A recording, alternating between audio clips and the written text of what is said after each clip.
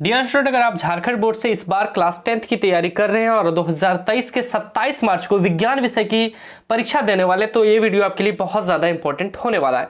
क्योंकि आज के इस वीडियो में हम झारखंड एकेडमिक काउंसिल यानी कि जैक बोर्ड के द्वारा होने वाले क्लास 10th 2023 परीक्षा को लेकर विज्ञान के 80 महत्वपूर्ण ऑब्जेक्टिव प्रश्नों को लेकर आए हैं, जो कि आपके बोर्ड परीक्षा में निश्चित तौर पर यहाँ से प्रश्न देखने को मिलेंगे। ये सारे के सारे प्रश्न वायरल प्रश्न है, यानी कि बोर्ड परीक्षा में लगातार पूछे जा रहे हैं और इस बार भी पूछे जाने के बहुत ज्यादा संभावना है। इसलिए सभी से रिक्वेस्ट रहेगा कि वीडियो को अंत तक जरूर देखें, क्योंकि इसी वीडियो में आपके सारे प्रश्न कराए जाएंगे। साथ ही साथ आपको इस वीडियो के जितने भी प्रश्न हैं उनका पीडीएफ डाउनलोड करने भी बताया जाएगा कि आप उनका पीडीएफ कैसे प्राप्त कर सकेंगे। तो डियर स्टूडेंट, वीडियो को अंत तक जरूर बने रहिएगा ताकि आपको सारे प्रश्न मिल जाए और आप पीडीएफ उनका भी डाउनलोड कर पाए। तो चलिए शुरू करते हैं आज के इस वीडियो को बिना टाइम वेस्ट किए। लेकिन एक छोटा सा रिक्वेस्ट रहेगा, इस यूट्यूब चैनल पर नए चैनल को सब्सक्राइब नहीं किए तो जरूर कर लीजिएगा, क्योंकि झारखंड अधिविद्य परिषद यानी कि जैक बोर्ड द्वारा 2023 परीक्षा को लेकर बहुत ही शानदार लाजवाब प्रश्न यहां पर देखने को हमेशा मिलते रहेगा। चलिए शुरू करते हैं 27 मार्च 2023 को पूछे जाने वाले महत्वपूर्ण प्रश्न। सबसे पहला प्रश्न है कि आकाश का रंग नीला क्यों प्रतीत होता है? तो याद रखिएगा, आकाश का रंग क्यों नीला होता है? तो प्रकाश के प्रकीर्णन के कारण। दूसरा प्रश्न है विद्युत चुंबकीय प्रेरण की खोज किसने की थी? तो विद्युत चुंबकीय प्रेरण की खोज किसने की थी? तो इसका सही जवाब हो जाएगा option number B, Michael Faraday ने या फिर फैराडे ने। अगला तीसरा प्रश्न है कि प्रतिबिंब का आकार हमेशा वस्तु के बराबर होता है या बराबर है तो दर्पण होगा। यानी कि जो प्रतिबिंब है और जो बिंब है यानी कि वस्तु है, दोनों का आकार जो है वो सेम होगा तो कौन सा प्रतिबिंब होगा? तो इसका सही जवाब हो जाएगा कौन सा दर्पण होगा? तो इसका सही जवाब हो जाएगा ऑप्शन नंबर सी, समतल दर्पण। अगला प्रश्न है कि 1 किलोवाट बराबर होता है।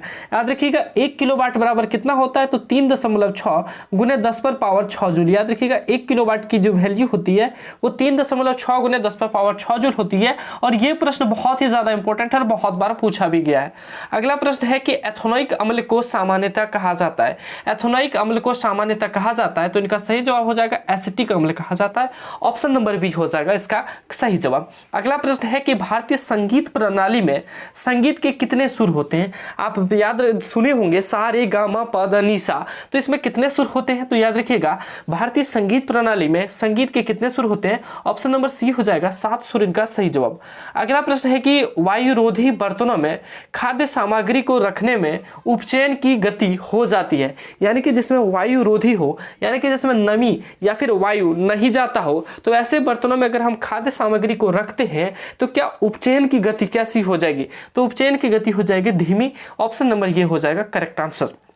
अगला प्रश्न है नीचे दी गई अभिक्रिया में कौन सा कथन सही है? तो नीचे दी गई अभिक्रिया में कौन सा कथन सही है? तो इसका सही जवाब हो जाएगा, यहाँ पे देखिए समीकरण क्या दे रखा है, 2Cu प्लस O2 तो 2CuO बन रहा है। तो इसमें क्या हो जा रहा है, कॉपर का ऑक्सीकरण हो जा रहा है जी। क्या आ रहा है, कॉपर में ऑक्सीजन जुड़ रहा है। ऑक्सीजन जुड़ना को ऑक्सीकरण कहलाता है, ठीक है। ऑक्सीजन का जुड़ना ही ऑक्सीकरण कहलाता है। ऑप्शन नंबर ए हो जाएगा इसका सही जवाब। अगला प्रश्न है कि निम्न में से कौन बायोगैस ईंधन का स्रोत नहीं है? बायोगैस ईंधन का स्रोत कौन सा नहीं है ये पूछा गया। तो याद रखिएगा बायोगैस में इसमें कौन सा नहीं है? तो नाभिकीय ऊर्जा इसका सही जवाब हो जाएगा ऑप्शन नंबर सी। अगला प्रश्न है 10वां नंबर, जीवाश्म ईंधन का उदाहरण है। तो जीवाश्म ईंधन का उदाहरण है जी, कोयला भी एक जीवाश्म ईंधन है, लकड़ी भी जीवाश्म ईंधन है, गोबर गैस भी जीवाश्म ईंधन है। इसलिए इसका सही जवाब क्या हो जाएगा, इनमें से सभी, ऑप्शन नंबर डी। अगला प्रश्न है जिस वस्तु से प्रकाश निकलता है उसे कहा जाता है।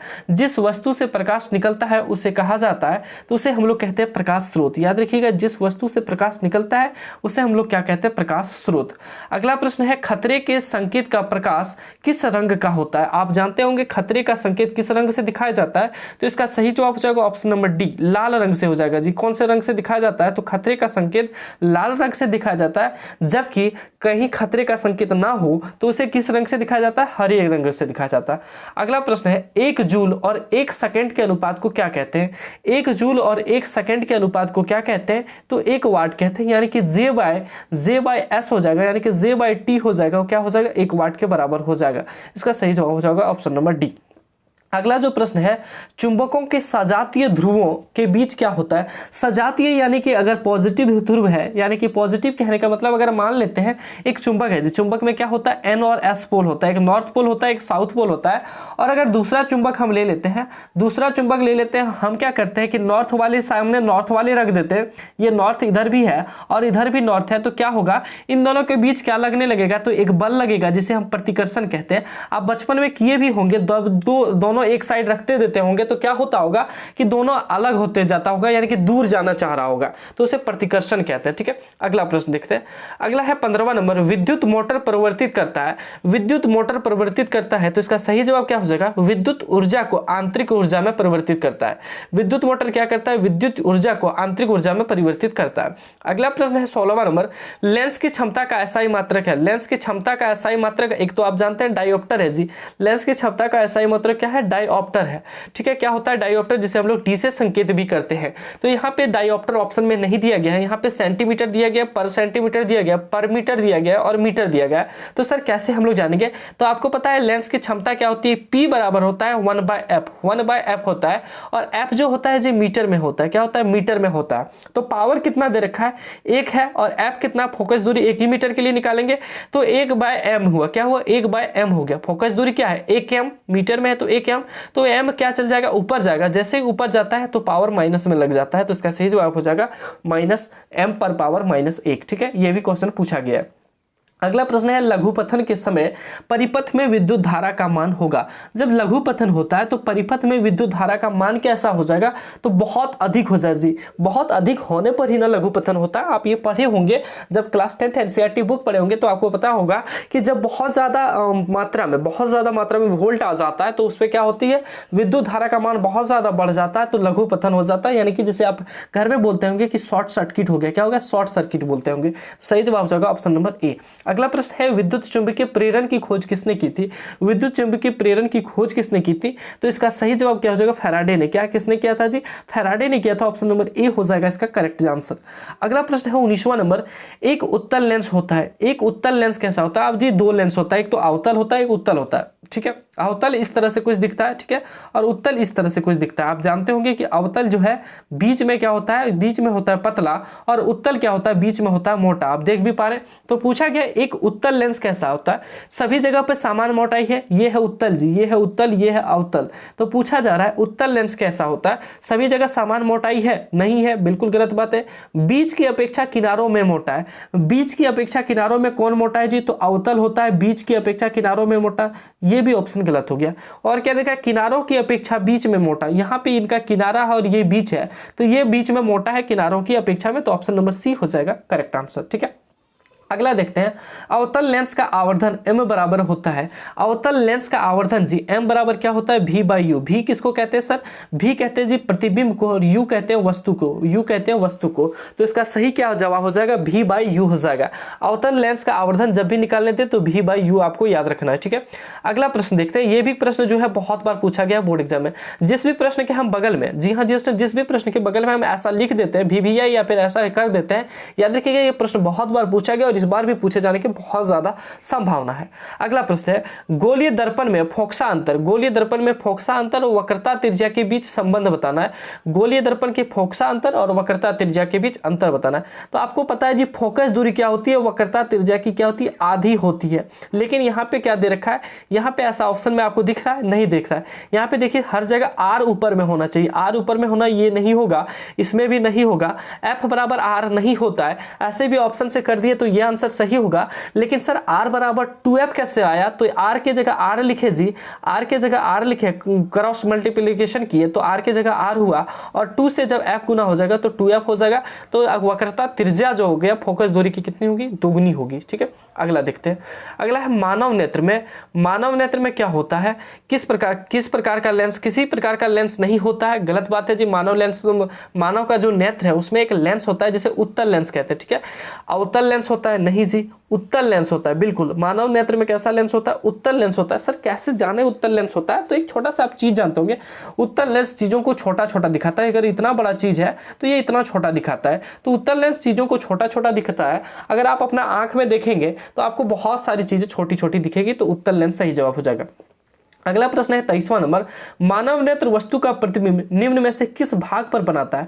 मानव नेत्र जो है वस्तु का प्रतिबिंब किस भाग पर बनाता है? तो इसका सही जवाब क्या हो जाएगा? रेटिना हो जाएगा। और रेटिना को ही हम लोग क्या कहते हैं जी? दृष्टि पटल कहते हैं। दो ऑप्शन हो सकते हैं, या तो रेटिना देगा या तो दृष्टि पटल देगा, तो आपको कंफ्यूज नहीं होगा। रेटिना दे तो सही बात, या फिर दृष्टि पटल भी दे देगा, ठीक है। और ये क्वेश्चन बहुत ज्यादा इंपॉर्टेंट है, पूछा भी बहुत बार गया। अगला प्रश्न है विद्युत जनित्र का सिद्धांत आधारित है। विद्युत जनित्र यानी कि विद्युत जनरेटर का सिद्धांत आधारित है तो विद्युत चुंबकीय प्रेरण पर किस पे है जी? विद्युत चुंबकीय प्रेरण पर आधारित है। अगला प्रश्न है कि सूर्य तथा अन्य तारों की विशाल ऊर्जा का स्रोत है। सूर्य और अन्य जो तारों हैं इनमें विशाल ऊर्जा है, मतलब बहुत ज्यादा मात्रा में ऊर्जा है, तो उनका स्रोत क्या है? उनका स्रोत क्या है? सोर्स क्या है? तो नाभिकीय संलयन है जी। क्या होगा? नाभिकीय संलयन, ऑप्शन नंबर ए हो जाएगा। अगला प्रश्न है कि इनमें से कौन दर्पण सूत्र है? दर्पण का सूत्र पूछा गया जी। और याद रखिएगा दर्पण में क्या होता है? सारा चीज प्लस में होता है, ठीक है। दर्पण का सूत्र पूछा गया, तो दर्पण का सूत्र क्या होता है? 1/v plus 1/u is equal to 1/f। 1/v plus 1/u बराबर 1/f होता है। ऑप्शन नंबर ए हो जाएगा इसका सही जवाब। अगला प्रश्न है टिंडल का प्रभाव देखा जाता है। तो टिंडल का प्रभाव कहाँ देखा जाता है? इसका सही जवाब हो जाएगा जंगल में, ठीक है, जंगल में। अगला प्रश्न है जी 28वां नंबर, तारों के टिमटिमाने की व्याख्या किस सिद्धांत पर आधारित है? तारों के टिमटिमाने की व्याख्या किस सिद्धांत पर आधारित है? तो अपवर्तन के सिद्धांत पर आधारित है। ऑप्शन नंबर ए हो जाएगा सही जवाब। अगला प्रश्न है सामान्य नेत्र के रेटिना पर बनने वाला प्रतिबिंब होता है। सामान्य नेत्र यानी कि जिसका आंख सही है, उनके जो नेत्र पर रेटिना पर जो वस्तु का प्रतिबिंब बनता है वो कैसा होता है? वास्तविक और उल्टा होता है जी। कैसा होता है? वास्तविक और उल्टा होता है। ऑप्शन नंबर सी हो जाएगा सही जवाब। तो सर हमें सीधा क्यों दिखता है? तो सर आपको सीधा दिखता है, उनका काम है माइंड का। आपका जो ब्रेन है, ब्रेन का काम है उनको सीधा दिखाना, लेकिन यहाँ पे जो प्रतिबिंब बनता है वो उल्टा बनता है, ठीक है। अगला प्रश्न है, अगला है किसी बल्ब में से 1 मिनट में, किसी बल्ब से 1 मिनट में 120 कूलम्ब आवेश प्रवाहित हो रहा है तो विद्युत धारा का मान होगा। यानी कि जी 1 मिनट, टाइम क्या दे रखा है? 1 मिनट दे रखा है, और यहाँ पे आवेश यानी कि क्यू क्या दे रखा है जी? 120 कूलम्ब दे रखा है। तो पूछा है कि आवेश कितना प्रभावित होगा, यानी कि आई पूछ रहा है। तो आई बराबर क्या होगा? Q/T होता है जी। याद रखिएगा आई बराबर क्या होता है? Q/T। तो यहाँ पे आई के जगह पे क्या दे रखा है जी? 120, ठीक है, 120। टी के जगह पे क्या होगा सर? तो टी के जगह पे 60 होगा। सर 60 कैसे? यहाँ पे एक है, क्योंकि यहाँ पे जो चीजें हम लेते हैं वो सेकंड में लेते हैं, और आपको पता है 1 मिनट में 60 सेकंड होता है। 1 मिनट में कितना सेकंड? 60 सेकंड होता है। तो बटे जब 60 कीजिएगा तो 2 से कट जाएगा, यानी कि 2 एम्पियर इसका वैल्यू हो जाएगा। सही जवाब हो जाएगा ऑप्शन नंबर बी। एक चीज आप याद रखिएगा, एक फॉर्मूला जी, आई कहते हैं विद्युत धारा को, क्यू कहते हैं आवेश को, और टी कहते हैं समय को। समय जब भी लेते हैं हम लोग सेकंड में लेते हैं, ठीक है। समय किस में लेते हैं? सेकंड में लेते हैं। तो इसका सही जवाब यहाँ से भी निकाल सकते थे, और ये जो आंसर आएगा वो किस में आएगा? एम्पियर में आएगा। अगला प्रश्न देखते हैं। अगला है किस उपकरण में प्लस और माइनस का चिन्ह नहीं होता है? कौन सा उपकरण है जिसमें प्लस और माइनस का चिन्ह नहीं होता है? तो इसका सही जवाब हो जाएगा कुंडली में। किसमें जी? कुंडली में प्लस और माइनस का चिन्ह नहीं होता। अगला है स्वपोषी पोषण के लिए आवश्यक है। स्वपोषी पोषण के लिए क्या आवश्यक है? तो कार्बन डाइऑक्साइड तथा जल, बचपन से पढ़ते आ रहे हैं, कार्बन डाइऑक्साइड भी जरूरी है और जल भी जरूरी है। कार्बन डाइऑक्साइड और जल दोनों जरूरी है। किसके लिए? तो स्वपोषी पोषण के लिए।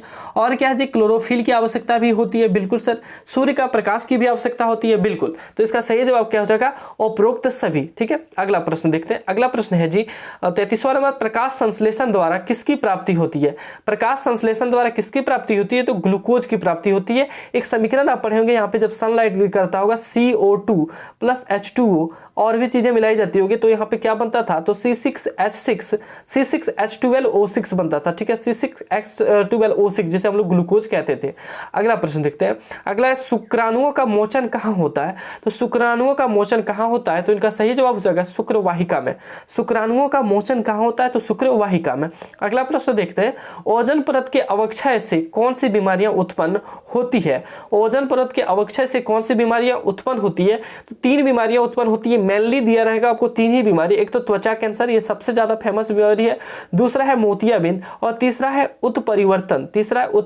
तो इसलिए सही जवाब हो जाएगा ऑप्शन नंबर सी।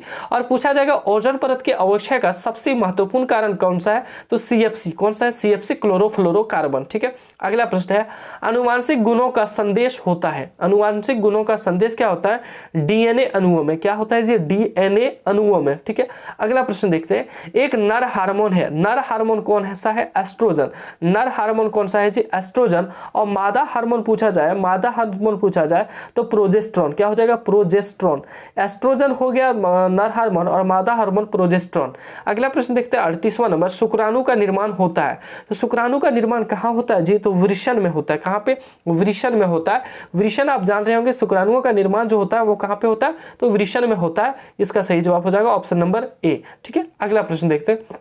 अगला है, किस वैज्ञानिक को अनुवांशिकी का पिता कहा जाता है। कौन सा वैज्ञानिक है जिसे अनुवांशिकी का पिता कहा जाता है, तो ग्रेगर जॉन मेंडल को। किसको, ग्रेगर जॉन मेंडल को। और यहाँ से क्वेश्चन और पूछा जाता है कि ग्रेगर जॉन मेंडल या अनुवांशिकी के पिता ने किस पर प्रयोग किया था, तो मटर के पौधे पर प्रयोग किया था, मटर के दाने या मटर के पौधे पर। ठीक है, अगला प्रश्न है, एक कोशिकीय शैवालों में जल का परिवहन होता है। एक कोशिकीय शैवालों में जल का परिवहन होता है तो विसरण द्वारा। किसके द्वारा होता है जी, तो विसरण द्वारा होता है। एक कोशिकीय शैवालों में जल का परिवहन होता है। दोस्तों आज की इस वीडियो में हम मात्र 40 प्रश्नों को ही देखेंगे, लेकिन उससे पहले वीडियो एंड करें आपको बता दें कि आप पीडीएफ को कैसे डाउनलोड कर पाएंगे। दोस्तों चलिए चलते हैं आपको पीडीएफ डाउनलोड करने की फॉर्मेट को बताने के लिए। डियर स्टूडेंट, आपको आना है गूगल पे और गूगल पे आने पे बाद सर्च करना है jackrankers.com या फिर आपको सर्च करना है जैक रैंकर्स, जैसा कि आप स्क्रीन पे देख पा रहे हैं, और सर्च बार पे क्लिक कर देना है। जैसे सर्च बार पे क्लिक कीजिएगा, थोड़ा सा डाटा को ऑन कर लेते हैं, एक्चुअली एरोप्लेन मोड में है मोबाइल। तो जैसे आप सर्च बार पे क्लिक कीजिएगा, आपके सामने एक नया इंटरफेस खुलेगा। थोड़ा सा माफ कीजिएगा, जैक रैंकर्स जैसे आप सर्च करते हैं आपके सामने थोड़ा सा एक्चुअली डाटा हमने ऑफ करके रखा था एरोप्लेन मोड में। तो आप जैक रैंकर्स सर्च करते ही आपके सामने नया इंटरफेस आएगा और उसके बाद यहाँ पे आप देख पा रहे हैं जैक रैंकर्स आपको शो हो रहा है। तो आपको सिंपली यहाँ पे क्लिक कर देना है जैक रैंकर्स पे। जैसे ही जैक रैंकर्स पे क्लिक कीजिएगा, आपके सामने एक नया इंटरफेस खुलेगा। थोड़ा सा नेट स्लो होगा तो लेट लगेगा और नेट सही होगा तो जल्द से जल्द खुल जाएगा। उसके बाद आपको यहाँ पे एक नया कॉलम दिख रहा होगा पीडीएफ का। जी हाँ दोस्तों, आपको यहाँ पे कॉलम दिख रहा होगा पीडीएफ का। तो इस पीडीएफ वाले कॉलम पे आपको क्लिक कर देना है। जैसे पीडीएफ वाले कॉलम पे क्लिक कीजिएगा, आपके सामने एक ऐड आ जाएगा। तो ऐड को आपको क्या करना है, कट कर देना है। ऐड को कट कर देना है, नया इंटरफेस खुलेगा और नया इंटरफेस खुलते ही आपको आ जाना है नीचे। और नीचे देखिए यहाँ पे क्या दे रखा है, क्लास 10th पीडीएफ। जी हाँ, क्लास 10th का यहाँ पे पीडीएफ दे रखा है। तो विज्ञान 80 ऑब्जेक्टिव। जी हाँ दोस्तों, विज्ञान 80 ऑब्जेक्टिव है। ये डेट यहाँ पे गलत लिखा गया है। आपको यहाँ पे विज्ञान 80 ऑब्जेक्टिव है और आपको यहाँ पे साथ साथ डेट भी दिया होगा, यानी कि जिस डेट को ये वीडियो अपलोड हुई होगी, जिस डेट को वीडियो अपलोड हुई होगी उस डेट से आप मिलान कर लीजिएगा और आप उनको डाउनलोड कर लीजिएगा। डाउनलोड करने के लिए आपको यहाँ पे सिंपली क्लिक कर देना है। जिस भी पीडीएफ को डाउनलोड करना चाहते हैं, पीडीएफ पे जैसे क्लिक कीजिएगा, आपको ड्राइव गूगल में भेज दिया जाएगा। और गूगल में भेजने के बाद आपके सामने यहाँ पे देखिए खुल जाएगा पीडीएफ। देख पा रहे हैं वही पीडीएफ जो हम आपको बता रहे हैं। और उसके बाद आपको यहाँ पे डाउनलोड का एक ऑप्शन दिख रहा होगा, डाउनलोड बटन का। जैसे इस डाउनलोड बटन पे आप क्लिक कीजिएगा, आपके मोबाइल में पीडीएफ डाउनलोड हो जाएगा। आपके मोबाइल में पीडीएफ डाउनलोड हो जाएगा। डियर स्टूडेंट, आई होप आपको पीडीएफ डाउनलोड करने की विधि समझ में आई होगी और आपको ये वीडियो अच्छा लगा होगा। वीडियो अच्छी लगी हो तो वीडियो को एक लाइक जरूर की दीजिए, दोस्तों में शेयर करना नहीं भूलिएगा। साथ ही साथ इस यूट्यूब चैनल पर नए चैनल को सब्सक्राइब नहीं किए तो सब्सक्राइब जरूर कर लीजिएगा, क्योंकि आने वाले और भी वीडियोस की नोटिफिकेशन आपके लिए बहुत ज्यादा इंपॉर्टेंट होने वाली है। साथ ही साथ इसका अगला पार्ट यानी कि 40 के आगे के प्रश्न 80 तक देखने के लिए आप हमारे साथ जुड़े रहिएगा। और डियर स्टूडेंट, आपके लिए इंपॉर्टेंट इन्फॉर्मेशन, अगर आप व्हाट्सएप ग्रुप में ऐड नहीं हुए तो हमारे व्हाट्सएप नंबर 9835146164 पर हाई का मैसेज करके व्हाट्सएप ग्रुप में जरूर से जरूर ऐड हो जाइएगा। मिलते हैं अगले वीडियो में, तब तक के लिए सभी को धन्यवाद। जय हिंद, वंदे मातरम।